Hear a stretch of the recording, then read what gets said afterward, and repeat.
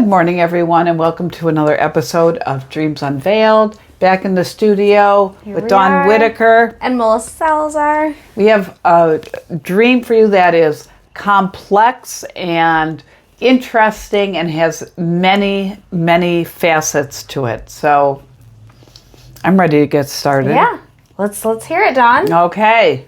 Who is our lucky contestant today? Our lucky contestant today is Lynette, and Lynette is from Lorain, Ohio, which may be a connection to me because I lived in Lorain for a while. I'm from Ohio, so, but maybe not. Maybe it's just a little bit of reach. So, but anyway, thank you so much for submitting the dream, Lynette. We're very, very grateful. And before I read the dream, I'm actually going to share a little bit about what's going on Lynette's dream so you can have aha moments as we're going through the dream. And how we're going to do this one is we are actually going to read through the whole thing, and then we're going to take it section by section because it's pretty detailed. It is very detailed, very deep, and we love this stuff, but it becomes very clear how this relates to Lynette's life. So Lynette is a single mom, and she has 3 adult children. And one of the sons, I think they're all boys. No, 2 boys and a girl.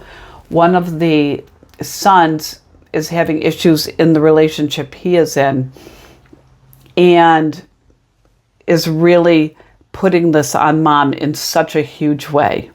He had moved away and he is in this relationship, and she has peace. He's probably that son that maybe more challenging than the other kids, okay? So there's always that one. There is always that one. As a mother of 3, there's always that one. There is. But always, in a mixture, kind of. Well, it's funny, I'm saying this, and anyone watching this video is now thinking of their child. They're one. You love that one, though. You love that one, but they're a tough one. Well, I think part of the reason they're so tough is you really deeply, you love your kids, and you want so much to help them and to do everything and take care of all of their needs, even as adults. So he had moved away. Things were really peaceful and great. Turmoil began in his relationship with his girlfriend. And so he heads straight back to mom. And mom, and when I say he really heads right back, I mean that it is a real in your face. You have to help me. I'm going through this. I need to get out of there. I need to move back home. I need this. I need that. And it just was so overwhelming to Lynette. So overwhelming. And she really was not equipped, had no expectation. This really came out of the blue. She did not see this coming. So that is a little bit about what is going on in the dream. So it's created upheaval now in the family. Mm-hmm. Okay? That's where we're at, and that was the provocation for this dream. And now I'll read the dream.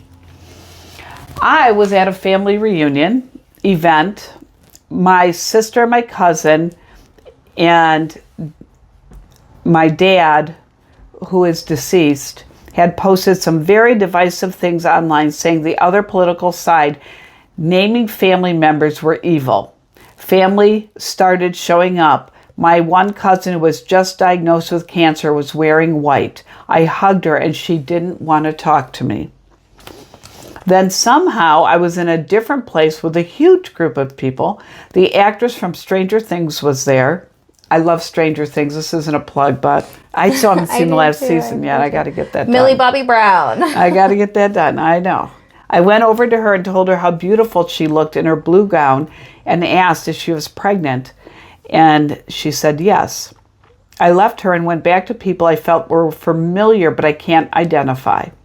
We were just all in this place waiting for some kind of conflict. Then we were kind of in this cave building place where we knew it wasn't safe, but we kept going in further and further. The floor was falling away. Sounds like now Indiana Jones. Yeah, literally what I was picturing. Yep, the floor was falling away, and we would go along the side of where it had fallen to get past, knowing the floor was going to continue to collapse, but we had to get beyond it because it was safe once you got to that point. Then I was transported to this hospital room. This big crowd was still there outside. We were waiting for the actress to arrive and this big procession to a cathedral where we knew there were demons among us and we were going to battle. The phone rang. I answered, Mercy Health, even though I knew that wasn't it. The person said, is this Lynette? I said, yes. He said, okay, we were told you're the only one that can help us. Someone also suggested Alex Hale, but my wife insisted on you. I thought, what is he talking? How can I help? Then the procession started to go battle the demons, and I woke up. I did call her and ask her who Alex Hale was, and she's like, I don't know. I never knew this person, never heard of him. Well, she obviously somewhere in her life has heard the name. Yeah. He's a football player. He's an author. There are many Alex Hales, and it may have been just somebody she came in contact with where she lives and just has no recollection of it. So it's funny how that happens, but I was expecting it. I'm looking up all these people while I'm doing this interpretation, and she's like, no, I don't know who it is. Like, I don't really watch football. No, I don't really read that book. So let's start first with the family reunion. First of all, in this reunion, her father had passed away years ago. So, and this happens a lot. Sometimes when we bring in people into our dreams that have already passed away, it is because they have some wisdom for, especially parents. You dream about a parent that has passed away. It may be that you really need their guidance. You're feeling this great need for their guidance and their help and support, okay? I think that is absolutely a big thing. It could also be just, reaching more for a past when things were simpler, but typically it is representative of that wisdom and having those people to go to in your life when things were wrong. Obviously things are very, very bad. She's in a really bad place. So that's our first start. I love this part. I was at a family reunion event, and my sister said my cousin and dad had posted some very divisive things online, saying the other political side, naming family members were evil. So in other words, this could be anyone's family reunion in the last few years. Everyone's this could be everything. And here's the great thing. A lot of dreams that are about political issues are not really about political issues. It's because the polarization that the political issues cause and the divisiveness is so significant that it becomes political. It becomes dream symbolism. Yeah. Because in our nation, this is not an uncommon thing. I mean, we laugh because this could be. There's nothing at this point other than the fact that her father's passed away. There is absolutely nothing that makes us different than any real potential family reunion. So this is really talking about the families together, and it's very, very, very, very divisive. People are not talking to each other. It's bad. Good old family reunion. That's right. Yeah. I hope they had a lot of space to get away from each other. That's all. And good food. So family starts showing up to the event, and the cousin that she had mentioned earlier was recently diagnosed with cancer in real life. So she was wearing white. Which pure. Yep, it is absolutely. Lynette said, I hugged her and then she didn't want to talk to me. So that's coming in the paragraph of all of that tension and division. But really more than that, it really could be representative of something entirely different. So white, purity, but it can also mean transition. And obviously this whole dream is transition, okay? Clean slate, starting over, things made new. So you have this cousin, but this cousin is very vulnerable because she has cancer. And so she's in this very vulnerable state. And she may be trying to process through that vulnerability. And the reality is, it's not about the cousin. it's about Lynette. So here is Lynette and seeing these sides of Lynette, okay? What you're going to see are different representations of Lynette in this, okay? So she's come to this family thing. There's many people there. It's very polarized because of the political climate, but in reality, we know what's going on in the family. It's very polarized because of this situation with her son and his girlfriend. So this is a real tough thing. So right now, this is a real hard thing. This is family. Right, she probably feels like in the middle, divided. She's like divided. Her family's divided. Here she is going to a reunion, and her family's all upset with each other. Right, and the representation of the cousin is really her feeling very vulnerable, trying to work through that, trying to transition through this very difficult time that she was not really feeling equipped for in any way. Yeah. The cousin that is refusing to speak to her, that is also very interesting, okay?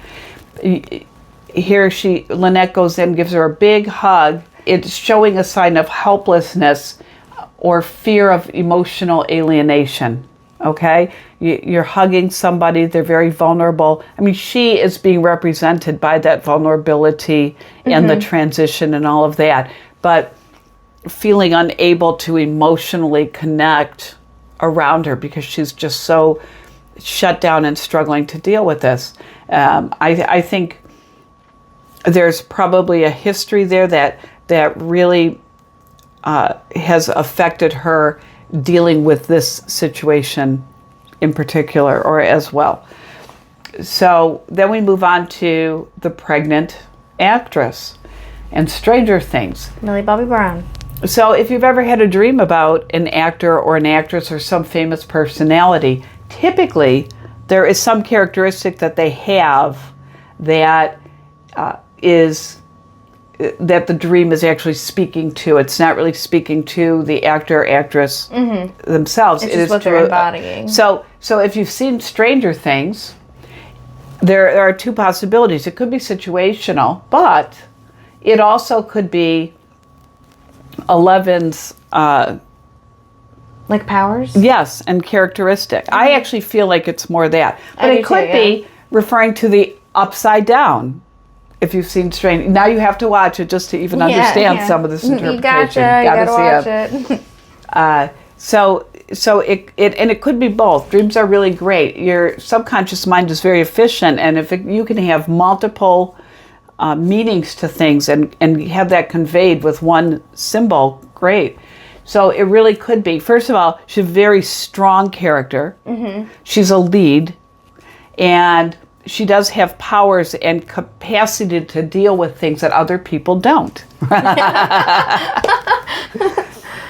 So I think that has a lot to do with things and maybe why she's represented, but also just the concept of the upside down.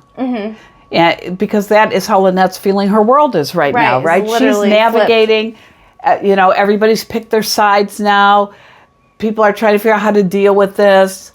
It's gotten to be... And she's the one who kind of has to pick up all the pieces. She's the matriarch. She really is the matriarch. She is the person that people go to when they need things. So she certainly feels strongly this need to be able to do that. But right now, in the state that she is in, dealing with this and having this thrust upon her with, I'm sure this isn't the only thing in her life she's dealing with, but I think it's just so overwhelming that she just does not feel equipped to deal with it. And that's what we're looking at. So now let's go on. So the blue gown and pregnancy for 11, okay? That's really a big thing. Blue, first of all, color psychology and dreams is pretty cool, okay? So the idea of blue represents peace and intuition and truth, which is really a great... So keep in mind, I want you to contrast the cousin who has cancer, who is wearing white, who's going through this transition and really, who has this illness but can't speak or engage, and there's that emotional alienation. You have that. And then you have this person who on TV has powers and is a very strong person and control. Yeah, has control, but she's also pregnant, which means she's birthing an idea or birthing something, a new phase of life, a new change, a new chapter, something like that. It could be something, a project, but that doesn't really fit here. Right. But change is coming, and she's wearing blue. There's peace, okay? And I think this is really a big thing. She's walking in the truth. She's not, trying to just put out fires or just react. She's responsive. She's not, and believe me, life is a whole different place when you are a responsive person and not a reactive person. Reactivity is often triggered by trauma. Okay, so very, very hard sometimes to be responsive if old things get triggered in you and you immediately start to defend yourself. When you get to a place where you're defending yourself, that's pride, okay? Yeah. And pride doesn't mean you're just being arrogant. It means you're trying to protect your feelings. All right, it's a protective mode. It's not really terribly effective, but that's what it is. Yeah. So people around start getting really defensive, and you're just in that place of just reacting to everything and saying the word "but" in every sentence and things like that. That's not a good place. When you get to that place in any conversation, it is time to say, you know what? I need 15 minutes. I need to sit down and really think this through. Right. Because when we are reactive, it doesn't always go very well. Right. People say and do mean things when they're reactive. So we have the cousin who is wearing white, who is kind of closing herself off, does not want to talk about the problem, does not want to deal with it, okay? Is emotionally alienated because can't handle it, okay? Does not want to talk about her illness.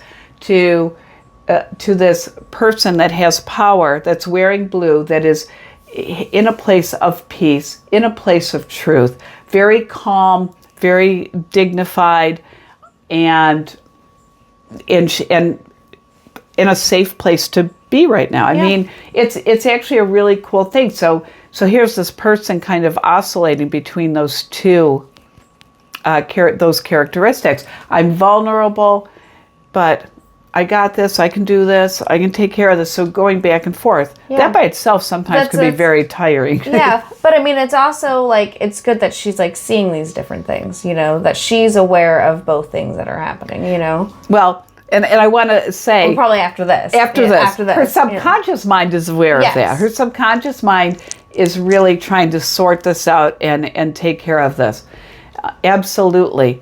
And I want to say, it's hard to look at a dream like this and really see it like that. It's so important to look at your dreams. Right. It's like really like mapping it out. It's like mapping it out, and it's like kind of like showing her like in different scenarios how to deal with it. If you can see your vulnerabilities in your dreams, it's going to change how you approach problems. If you can see your strengths in your bad situations in your dreams, it is going to help you to determine where you can really be effective and impactful. Dreams are so important. They're absolutely, don't discount them even if you only remember a little bit. Right, and I mean, even colors are a huge thing. Colors are a huge thing. I feel like we should have like a whole segment on just colors. Oh, let's do that in a few weeks. That's a great idea. Right. I think we will do that.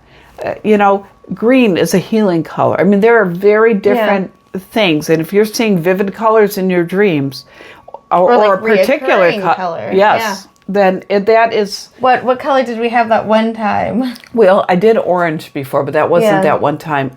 Cyan. Right? We had cyan. Cyan. And didn't we have brown? Oh, brown and orange. Yeah. Yes. Yeah, anyway, yes, this is an insider joke. Yeah. Unless you watch the episode. Yeah.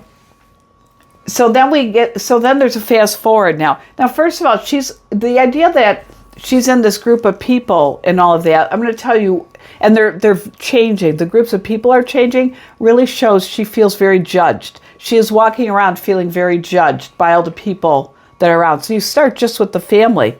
And then there's a larger group of people, and they're people that may be familiar to her, but she doesn't know who they are. They may be shadow people in the dreams where you see the people and everything. A lot of times those may be representative of her, but there's so many of them that's not likely. If there were like 3 or 4, I would think that. You know the people, you feel comfortable, but you don't know the people. Right, but shadow people can sometimes be you.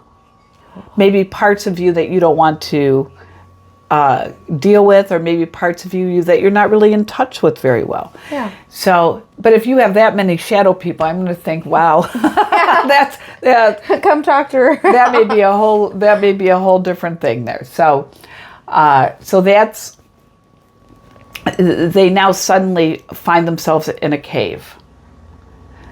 And the Indiana Jones of it I all. Know. Yeah. And it's a cave building. It's a building, which I'll tell you what the building is. It's her mind. Okay, it's her. This is how she is feeling about herself through this, okay? Is that this is such an awful thing. This is like literally when they speak of like walking on eggshells. Yes. Her picture is an eggshell. It's like an Indiana Jones cave. I know. Well, yes. I mean, think about it.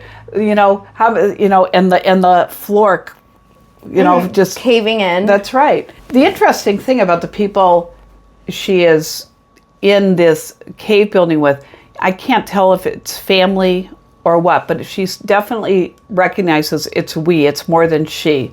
So, but the large group of people she left. And she's with more familiar people. So it could be friends, close friends. Yeah. It could be they're familiar people to her. That's how it's described in the dream. So meanwhile, they're walking through this. And it's harrowing. And it's frightening. And it's dangerous. And the floor is just coming out. I mean, you've seen the movies. Yeah. The floor is coming out. And they're trying to stay one step ahead. And it sounds like she's trying to stay against a wall.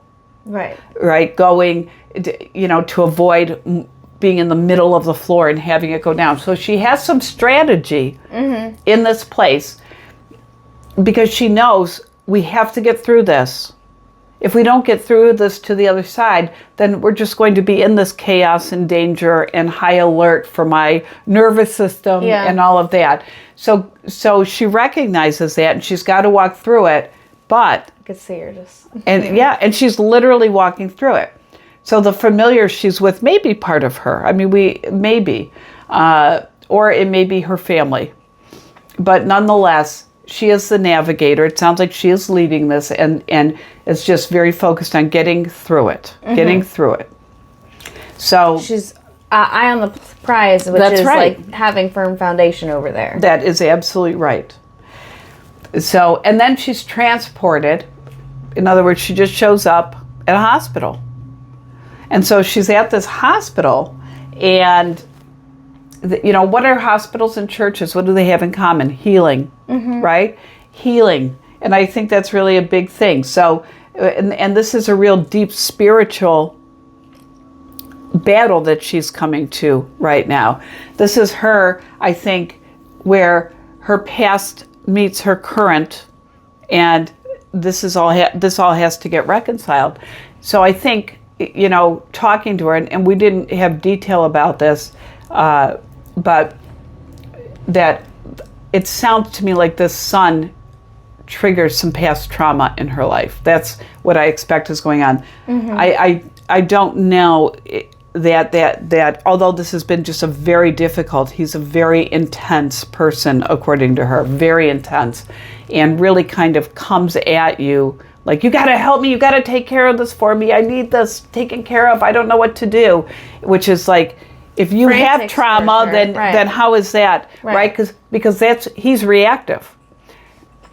She's not having enough time to really respond. She needs to step away. Right, but he probably wants answers now. That's right, but he won't let her because he needs her, right? And so that is where this turmoil comes in. And this is how her subconscious mind is really laying this all out for her.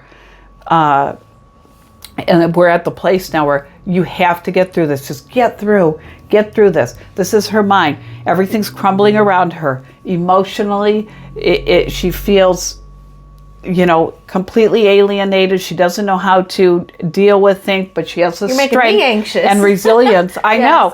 If this was an action movie, I'd be like this. I'm over here all right, let's get over there. That's exactly right. So here we are. And she ends up in a hospital. Outside of the hospital, there is this huge group of people. Okay? And what does a crowd mean? It does mean community. But once again, in this situation, it can mean judgment or what are you going to do? How are you going to handle this? Right. Okay? We're all watching. That's right. Yeah. We're all watching. All eyes are on you. What is your plan? So it could be a sense of feeling that way. It's just an overwhelming number of people. The crowd, we just did a couple of videos where there were, I think one was 79,000 women. And that number just represents just so large, and the subconscious mind doesn't know how to actually, the parts of the brain that would give it the information that we would understand to say 79,000 is resting. Okay, so here's this large group of people outside, and the actress comes in, and the actress, in the large group may have been with her and for her. Okay, in other words, it could have been somebody. Let's see what gets birthed. Right, she's coming to the hospital, although it's not implied that she's in a place that heals and takes care of things, and she's pregnant and getting ready to have a baby, which represents, change, getting, moving beyond a new project, all of that kind of thing. Yeah, birthing something new, a new part of life, a new phase, anything like that. So, but meanwhile, they're in the hospital, and down the street is a cathedral, and there's a procession going to this cathedral, preparing to, because there are demons in the cathedral. That large group of people that's outside. There are demons, and that's part of the procession. But they know they're going to the cathedral to battle those demons. Okay, that's the next step. Which, think about that. That is probably exactly what this feels like. This is really an encouragement or an insistence. The subconscious mind is saying, "We've got to take care of this now. This is something, and this is a Christian family. This is something that needs to be addressed. Right. And it's time to really get rid of the demons. Right, and I feel like with it being a battle shows that it's not going to be easy. That's right. You just have to do it sometimes. And it is a battle. I mean, just think when you've ever gone through anything really tough, it's a battle. And most of the battle's up here, right? It's up here. Right. But so the idea of the hospital and healing and the cathedral and that spirituality and that very deep spirituality. It's almost like she had to heal before she goes even into the battle. Or it could be that she has to help her son heal. Oh. Or it could be both. Right. So I'll leave that up to you, Lynette. Yeah, only she will be able to tell. And honestly, it sounds like with the dynamic, it's both. It's both. She answers the phone that it's the hospital, and on the other end, somebody said, "Hi, my name is Alex Hale, and we were told to call you that you could help my wife and I." And at this point, she was thinking, when she woke up, am I having some kind of a God complex about this? That is such a weird thing to have in a dream. But I absolutely do not think at all. It's just a random name you heard one day. Well, but I don't think, I think the idea of you're the only one that can help us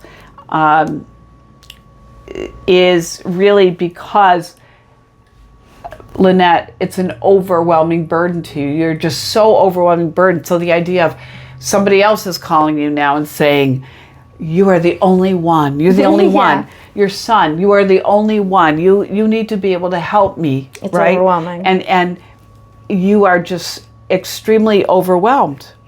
And you're in a hospital waiting for the actress to arrive because you're waiting for, you need that power, you need that strength because you are going to do battle, right? You got through with the floor falling in, you got through it, you made it to the other side, but now it's time to do battle. It's almost like your brain is saying, enough of this. We keep going through this over and over. Maybe it's time that this is no longer your a part, battle, right? That's right, a part of our life. Maybe it's time to really look at a more permanent plan that allows that peace and truth and all of the things that are in the actress that she sees, so she's not so afraid and dealing with the transition quietly without words like the cousin. Right. So I think that's really what this is. It's time, what you've been doing is not working. Right. And so maybe it's time to do something, to do a new thing. Yeah. So, it's going to be hard, but I feel like you're strong enough to do it. Absolutely. And I think, based on everything you've said, in spite of having the issues with the son, your family is extremely close and they're good people and they love each other. And just the idea that you're starting a dream out with a family reunion, even though there's polarization, but you're starting out with a family reunion. And I think that will work, but it's your brain saying that let's try something new and different to address this issue going forward. And let's be strengthened to be able to deal with these things in such a way that it doesn't really signal us to be so reactionary and so triggered. It's really hard for me because I really struggle with the word trigger when we're dealing with trauma, even though I know it's the appropriate word. Mm-hmm. But when we really talk so much in terms of triggering, what we're saying, that those triggers have power over us. And when you're talking about it, it's important to really realize we need to get to the other side of that, right? That the cave building, we need to get to the other side of that, because it's hard to have something have that kind of power over you, that you can be the strong person with great possibilities and new changes happening and can be brought to a place of being so overwhelmed that you can't deal with things or you can't deal with them well. So that is my thought on the dream. Yeah. There's so much there. There's a lot. I hope I didn't miss anything. Every once in a while I go through and I'm thinking, should I have addressed that? But I really do think that's probably everything. So welcome to the role of protector and healer and all of those things that you are in your family. And maybe there needs to be some redefining of your life and your role as the matriarch of your family. And, and maybe also there needs to be some boundaries. Some boundaries for sure, but also some strengthening of the family unit as well. So before we leave, I just want to say my book, Change Your Mind and Change Your Life, may be a big help to you with issues like this. Mm-hmm. The book is arranged by principles, and it is both a biblical and clinical route, and it shares strategies that I have used and learned through counseling, through running the homeless ministry that I did and interacting with the people that I did. You can actually read one of the principles and get what you need out of. You don't have to read it in any particular order. There's a lot of value in this. I would really encourage you to purchase the book. Right now you can get it off of dawnw.com, DAUNW.com. The website's being entirely revamped, but you can easily find your way to purchase the book. For anybody that is watching and wants to buy the book, it is on sale for $12 and soon will be up on Amazon again. So I really encourage you to read this and let me know what you think. I appreciate that feedback. So that is our segment for today. Yep. Don't forget to like, subscribe, and share. Share a lot, because there are a lot of us that feel this way at times. And I think this is a really strong message that can benefit a lot of people. Sweet dreams. See you guys. Bye.